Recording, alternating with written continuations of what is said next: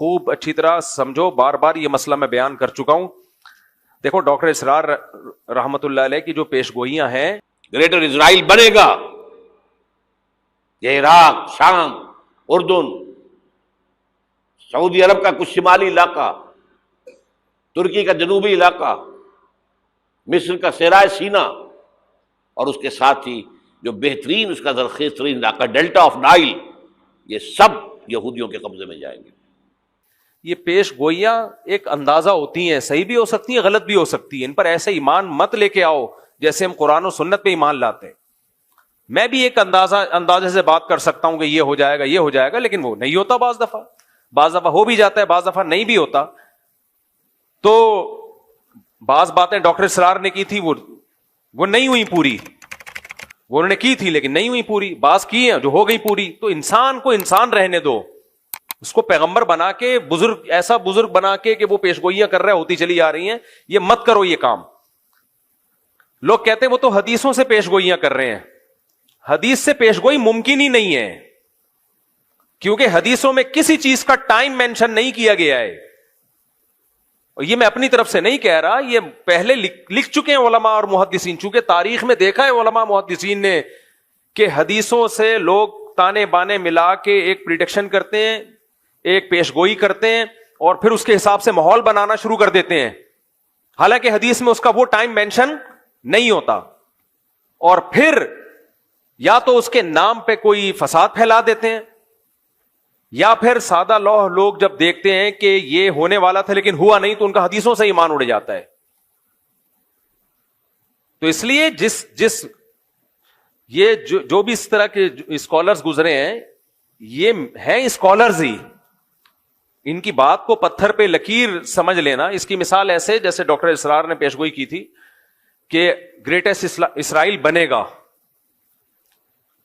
جو پورا مکہ مدینہ اور یہ سب چیزیں, یہ سب اسرائیل میں داخل ہو جائیں گے. ان کی نیت پہ ہمیں کوئی شبہ نہیں ہے, انہوں نے اچھی نیت سے ہی کہا, لیکن یہ بات غلط ہے. اگر آپ نے مان لیا نا کہ گریٹسٹ اسرائیل بنے گا, تو یہ امید کی بات ہے یا مایوسی کی بات ہے؟ مایوس. اس کا مطلب پھر وہ چھوڑ دیں, جو وہاں مزاحمت کر رہے ہیں وہ چھوڑ دیں مزاحمت. جب بنے گا تو کیا ضرورت ہے کرنے کی پھر؟ تو ڈاکٹر اسرار صاحب کی نیت اپنی جگہ, لیکن انشاءاللہ نہیں بنے گا, کسی کا باپ بھی نہیں بننے دے گا ان کو. یہ سٹائل ہونا چاہیے. کیسے بنے گا بھائی؟ آپ کے مکان پہ کسی نے دھمکی دی کہ میں قبضہ کروں گا, تو پہلا ریپلائی آپ کا کیا ہوگا؟ تیرے باپ میں دم میں تو کر کے دکھا. لڑنا تو بعد میں جا کے, کیس ویس تو بعد میں نمٹیں گے بیٹھ کے. اور اگر وہ کہے کہ حدیث میں آتا ہے کہ میں قبضہ کروں گا, اس کا مطلب اس نے تو آپ کے ہاتھ پاؤں کاٹ دیے. تو کتنا ہی نیک اسکالر ہو, اچھا ہو, غلطی ہر انسان سے ہو سکتی ہے. میرا مقصد ان کی ذات کو ہدف بنانا نہیں ہے. میرا مقصد صرف اور صرف یہ بتانا ہے کہ حدیثوں میں کسی چیز کو مینشن نہیں کیا گیا ٹائم کو. اس لیے علماء پہلے یہ سب حدیثوں کو ایکسپلین کر چکے ہیں کہ حدیثوں میں دو طرح کی حدیثیں ملتی ہیں ہمیں. ایک تو وہ حدیثیں یہ کرو یہ مت کرو, جن میں آرڈر ہے کہ یہ کرنا ہے اور یہ نہیں کرنا, ان حدیثوں کو ہم نے فالو کرنا ہے. دوسری وہ حدیثیں جن کا تعلق ہے پیش گوئیوں سے, وہ نبی صلی اللہ علیہ وسلم کی نبوت کی دلیل ہے کہ آپ نے بتایا ایسا ہوگا لیکن ٹائم نہیں بتایا, تو بس اتنا ایمان رکھنا پڑے گا کہ ہوگا. کب ہوگا یہ نہیں بتایا, لہذا ان حدیثوں کا عمل سے تعلق نہیں ہے کہ ان کو سامنے رکھ کر ہم پلاننگ کرنا شروع کر دیں. نا نا نا نا نا نا, یہ غلطی نہیں کرنا. پلاننگ ان حدیثوں کو سامنے رکھ کے نہیں کی جائے گی, پلاننگ گراؤنڈ ریئلٹی کو سامنے رکھ کے کی جائے گی. پلاننگ جو کی جائے گی گراؤنڈ ریئلٹی, آج کی زمینی حقیقت کیا کہہ رہی ہے, اسباب کیا کہہ رہے ہیں کہ کیا کرنے سے کیا رزلٹ نکلتا ہے اسباب کی دنیا میں. اسباب کی دنیا میں کیا کیا جائے تو کیا رزلٹ نکلے گا, تو ان اسباب کو سامنے رکھ کے فیصلہ کرنا ہے. کیوں؟ نبی کی یہ سنت ہے کہ ہمیشہ فیصلہ کس کو سامنے رکھ کے کیا جائے گا؟ بولو نا, اسباب کو. تو اسلام کو دنیا میں غالب کرنے کے لیے صرف دین کا علم کافی نہیں ہے. دنیا کے اصولوں پہ چلتی ہے. دنیا میں دنیا کی, دیکھو عیسیٰ علیہ السلام قرب قیامت میں نازل ہوں گے, اللہ کرے غامدی صاحب اس وقت تک زندہ رہیں تاکہ اپنی آنکھوں سے دیکھ لیں. بخاری اور مسلم کی حدیث کا غامدی صاحب نے انکار کر دیا نا. اتنی واضح حدیث ہے کہ لَيُوشِكَنَّ أَن يَنزِلَ فِيكُمُ ابْنُ مَرْيَم، ضرور بھی ضرور تم پر عیسیٰ ابن مریم نازل ہوں گے. تو جناب غامدی صاحب اگر یہ مطلب حدیث، یہی حدیث تو ہے بخاری مسلم کی اور بھی حدیث کی کتابوں میں آئی ہے، اگر نبی پر کسی نے یہ ان حدیثوں میں جھوٹ باندھا ہے معاذ اللہ، تو اس کا مطلب یہ امت بہت بڑی کذاب تھی، کیونکہ اس حدیث کو ایک راوی نے بیان نہیں کیا، متعدد راوی ہیں، وہ سارے جھوٹے تھے معاذ اللہ. پھر تو امت پہ اعتماد ختم. پھر تو کیا بھروسہ یہ کتاب جو ہمیں قرآن ملی ہے امت نے اس میں تحریف نہ کر دی ہو. آپ کہہ سکتے ہیں قرآن کی حفاظت کا تو اللہ نے وعدہ کیا ہے، اس کا جواب یہ کہ یہ بھی تو اسی قرآن میں لکھا ہوا ہے جو ہمیں اس امت نے دیا ہے. عقلی طور پر امکان ہے خود ہی لکھ کے ہمیں دے دیا ہو، لیکن ہم کہتے ہیں یہ نہیں ہو سکتا، کیونکہ تواتر کے ساتھ جب کوئی چیز چلی آ رہی ہوتی ہے اس میں غلطی کا امکان نہیں ہوتا. تو حضرت عیسیٰ علیہ الصلوۃ والسلام جب نازل ہوں گے نا قرب قیامت میں، اچھا جب نازل ہوں گے تو اس وقت ہی نازل ہوں گے. کائنڈلی ابھی آپ کوئی ایسا کام نہ کریں. لوگ کیا امام مہدی کے انتظار میں آذربائیجان ہو کے آیا ہوں نا، وہاں ایک انقلاب آیا تھا رشیا سوویت یونین کے انقلاب سے پہلے. کوئی لیڈر گزرا ہے جس نے بہت لوگوں کو قتل کیا، اور آذربائیجان میں جو اسلامی حکومت تھی اس کو ختم کر دیا تھا اس نے. یعنی اہل سنت کی حکومت تھی، سنیوں کی. تو ختم کیا کس دلیل پہ؟ کہ میں امام مہدی ہوں. حدیثوں میں جس مہدی کا تذکرہ ہے وہ میں ہوں، اور ایسی کی تیسی کر دی پوری اسٹیٹ کی، ریاست کی. اس کے بعد سوویت انقلاب آیا تو انہوں نے ان کی بھی ایسی کی تیسی کر دی. تو آج کل ایسی کی تیسی ہی چل رہی ہے مارکیٹ میں. تو اسلام اسباب اختیار کرنے کا حکم دیتا ہے، اسباب سے دور نہیں کرتا آپ کو. جب تک مسلمانوں نے اسباب اختیار کیے، دنیا پہ حکومتیں کی ہیں. سلطان محمد فاتح نے ترکی میں، استنبول میں، قسطنطینیہ میں جو قلعہ فتح کرنا تھا اس کے لیے وہ اپنی صف میں بزرگوں کو بھی لے کر گیا جو دعائیں مانگیں گے. لیکن اس کے لیے بزرگوں کو تو لایا ہے دعائیں مانگنے کے لیے، لیکن اس نے پہلے اپنے انجینئرز کو کہا کہ اتنی بڑی توپ بناؤ جو اس سے پہلے دنیا میں کسی کے پاس اتنی بڑی توپ نہ ہو، جس کو لوگ کے بولیں یہ توپ ہے. کہتے ہیں نا کیا توپ چیز ہے، کیونکہ اتنی چوڑی دیوار ہے قسطنطینیہ کے قلعے کی کہ اس دیوار کو چھوٹی موٹی توپوں سے توڑنا ممکن نہیں ہے. وہ کہہ سکتا تھا ہمارے پاس اتنے بڑے بزرگ ہیں، نیک لوگ ہیں، اتنا بڑا لشکر ہے، اور نبی نے خوشخبری بھی دی ہے قسطنطینیہ فتح ہوگا. آپ نے فرمایا سب سے بہترین لشکر وہ ہوگا جو قسطنطینیہ فتح کرے گا. یہ تو بتا دیا آپ نے، لیکن کیا مطلب؟ بس ہم چلے جائیں فتح کرنے؟ کیوں نبی نے کہا ہوگا فتح. بھائی نبی نے ڈیٹ نہیں بتائی ہے کہ محمد فاتح کے ہاتھ پہ ہوگا یا اس سے پہلے کسی کے ہاتھ پہ ہوگا. اس کے ہاتھ پہ ہوگا جو اسباب اختیار کرے گا. 700 سال کے بعد جا کے یہ پیش گوئی پوری ہوئی ہے نبی کی. 700 سال پہلے بھی حملے ہوئے ناکام. کیوں؟ دشمن زیادہ طاقتور تھا، اور جو اٹیک کرنے والے وہ دشمن کے مقابلے میں کمزور، حالانکہ نیک تھے. صحابہ، تابعین، تبع تابعین، انہوں بھی حملے کیے ہیں. حضرت ابو ایوب انصاری کی قبر ہے وہاں قسطنطینیہ میں دیکھ کے آیا ہوں. لیکن کیا بھائی دنیا دار الاسباب ہے. صحابہ نے کوششیں کی اپنے لحاظ سے، جو وسائل اختیار کر سکتے تھے کیے، نہیں ہوا فتح. سلطان محمد فاتح نے کہا کیوں نہیں ہو رہا؟ اس قلعے کی ایسی کی، اتنی چوڑی دیواریں ہیں نا اس قلعے کی، اس دیوار کی جو استنبول کے گرد انہوں نے کھینچی تھی رومیوں نے، یا تو یہ عیسائیوں نے تھی یا عیسائیوں سے پہلے حکومت تھی فارس کی، ایرانیوں کی، جو مجوسی تھے، آگ پرست تھے.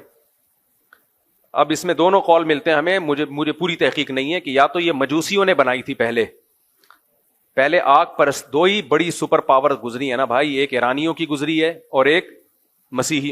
اس سے پہلے تو یہودیوں کی تھی. دیکھو پہلے یہودیوں نے دنیا میں حکومت کی ہے، سلیمان اور داؤد علیہ السلام کے دور میں. ہر جگہ کس کی تہذیب نظر آتی تھی؟ یہودیوں کی. سلیمان علیہ السلام کا نا پورا حدود سے آ کے خبریں دی ہیں، ملکہ سبا ہے، وہ ملکہ سبا کو بھی فتح کر لیا اور وہ پھیلتے چلے گئے. تو جو سپر طاقت تھی دنیا میں، جو سلطنت قائم تھی، وہ کس کی تھی؟ یہودیوں کی.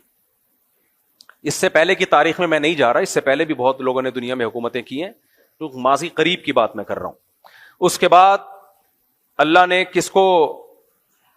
کس کے ہاتھ میں روحانی خلافت دی ہے؟ مسیحیوں کے ہاتھ میں. حضرت عیسیٰ پر ایمان لانے والے یہ پھیلتے چلے گئے, جنگوں کے ذریعے بھی, دعوت اور تبلیغ کے ذریعے بھی.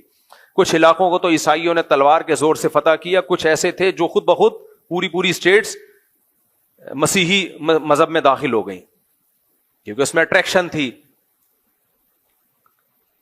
لیکن یہ جو مجوسیوں کی حکومت تھی, آگ کی پوجا کرنے والے ایران کی طرف تھے, یہ ان کی اپنی ایک الگ ریاست تھی, بہت بڑی اسٹیٹ تھی ان لوگوں کی بھی. تو یہ دو سلطنتیں, ایک رومن امپائر اور ایک ایرانیوں کی جو مجوسیوں کی امپائر تھی, یہ دو بڑی طاقتیں تھیں جب اسلام دنیا میں بولو آیا ہے. تو عیسائیوں کی لڑائی زیادہ تر انہی سے ہو رہی تھی, یا تو یہودیوں سے ہوتی تھی یا ان سے ہوتی تھی مجوسیوں سے. تو یہ جو استنبول ہے ترکی, یہ تھا پہلے مجوسیوں کے قبضے میں, آگ پرستش, آگ کی جو پوجا مشرک لوگوں کے. اب یا تو یہ دیوار انہوں نے بنائی تھی جس پر مسیحیوں نے اسی طرح سے حملہ کیا, بہت مشکل سے اس پہ قبضہ کیا, یا یہ کہ یہ بنائی کس نے تھی؟ مسیحیوں نے بنائی تھی. یہ دیکھنا پڑے گا کتابوں میں, اس وقت میرے ذہن میں نہیں ہے. لیکن بہرحال مسلمانوں کے لیے اس کو فتح کرنا آسان کام نہیں تھا, اور نبی نے خوشخبری بھی سنا دی تھی, نعما جیش یغزو القسطنطینیہ او کما قال صلی اللہ علیہ وسلم, کیا ہی بہترین لشکر ہے جو قسطنطینیہ کو فتح کرے گا, اور کیا ہی بہترین ہے وہ شخص جو, وہ امیر جو اس کو فتح کرے گا. 700 سال کوششیں ہوئی ہیں اس کو فتح کرنے کی, نہیں ہو پا رہا تھا. کیوں؟ اس لیول کے اسباب نہیں تھے جو انہوں نے اپنے ڈیفنس کے لیے رکھے ہوئے تھے. حالانکہ اٹیک کرنے والے, حملہ کرنے والے میرے اور آپ جیسے نہیں تھے, بڑے اللہ والے, بڑے نیک لوگ تھے, بڑے بزرگ لوگ تھے وہ. لیکن نہیں بھائی, دنیا دار الاسباب ہے. انہوں نے ڈیفنس کا سسٹم اتنا مضبوط کیا ہوا تھا, جس کی دیواریں اتنی چوڑی کہ اس پہ گدا گاڑیاں چل سکیں, بیل گاڑیاں چل سکیں, اتنی چوڑی دیواریں. ان دیواروں پہ آپ اس زمانے کے گولے مارو گے تو کیا ہوا, ایسا لگتا تھا جیسے کسی نے خارش کی ہے, کھجایا ہے تھوڑا سا دیوار کو. اس کو کیسے فتح کریں؟ پھر 2 سمندروں کے بیچ میں ایک نہر ہے جو یورپ کے ترکی کو اور ایشیا کے ترکی کو الگ کرتا ہے, تو اس سمندر کو بھی کراس کرنا تھا, وہ بھی ممکن نہیں تھا. اور اس سمندر تک کشتیاں پہنچانا ممکن نہیں تھا, اس پانی تک کشتیاں پہنچانا ممکن نہیں تھا. کشتیاں سمندر کے راستے سے لے کر آئیں تو دشمن کا قبضہ تھا اس پہ, اور کشتیوں کو بائی روڈ لے جانا, اتنی بڑی تعداد میں سمندری جہاز جیسی کشتیوں کو بائی روڈ لے جانا ممکن نہیں تھا. تو سلطان محمد فاتح نے 2 خاندانی کام کیے. بولا سب سے پہلے تو ایک اتنی بڑی توپ بناؤ کہ جس کو لوگ کہیں یہ کیا ہے, کیا توپ بنائی ہے, کیا توپ بنائی. یہ اسباب اختیار کیے اس نے. اور دوسرا, کھوپڑی استعمال کرو. جب تک ہم وہ جو 2 سمندروں کو ملانے والی پٹی ہے پانی کی, اس میں کشتیاں نہیں اتاریں گے, اور اتارے بھی چپکے سے, دشمن کو پتا نہ چلے, تو اس وقت تک ہمارے لیے اس کو فتح کرنا ممکن نہیں ہے. مشورہ ہوا کہ ایک ہی آپشن ہے ہمارے پاس, توپیں تو بنانا کوئی مشکل نہیں ہے, اب انجینئرز نے بنا لی بڑی بڑی توپیں, آج بھی رکھی ہوئی ہیں ترکی کے میوزیم میں آپ جائیں. تو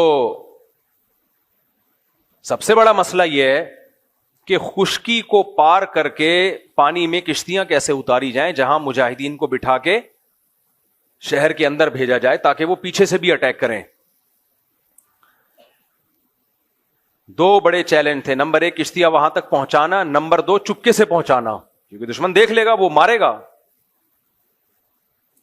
میں اور آپ ہوتے ہم کہتے لا الہ الا انت سبحانک انی کنت من الظالمین, 10 لاکھ دفعہ اس کا ورد ہوگا. ہاں آؤ بیٹھو سارے, یا اللہ فتح کرا دے, یا اللہ ہم تیرے گناہگار بندے ہیں, اور ابھی تک گناہگار ہی ہیں کیونکہ اسباب اختیار کر نہیں رہے. پھر ہم جاتے, شف سرکار بھی ہمارے پاس ہوتا, ہم کہتے ادھر منہ کر کے جتنی تیرے پاس پھونکے آج ساری نکال دے یار. گورنمنٹ سے کہتے پھونک کے اسپیشل سلنڈر لے کر آؤ, اور شو سرکار کے لگا دو تاکہ ہوا اندر جائے اور سرکار کے زمانے مبارک سے باہر نکلتی رہے ہوائیں. وظیفے کا خدا نہ خواستہ میں مذاق نہیں اڑا رہا. لا الہ الا انت سبحانک انی کنت من الظالمین، یہ بہت کارآمد دعا ہے. اس دعا کی برکت سے یونس علیہ السلام مچھلی کے پیٹ سے نکلے ہیں. مصیبتوں میں یہ دعائیں مانگنی چاہیے.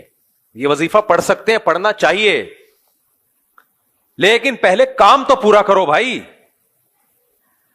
پیناڈول رکھی ہوئی ہے، بخار میں یوں یوں جھوم رہا ہے. ابے یہ 2 گولی کھاتے ہوئے تجھے تکلیف ہو رہی ہے، موت آ رہی ہے، کھا لے، پھر فاتحہ پڑھ کے پھونک بھی لگا دینا. وہ کھا نہیں رہی ہے اور سارا زور کس پہ ہے؟ پھونکوں پہ ہے. تو مسلمان کا سارا زور اس وقت پتہ ہے کس پر ہے؟ اسباب کی نفی پر. اس میں مذہبی طبقے کی بھی میجورٹی مبتلا ہو چکی ہے.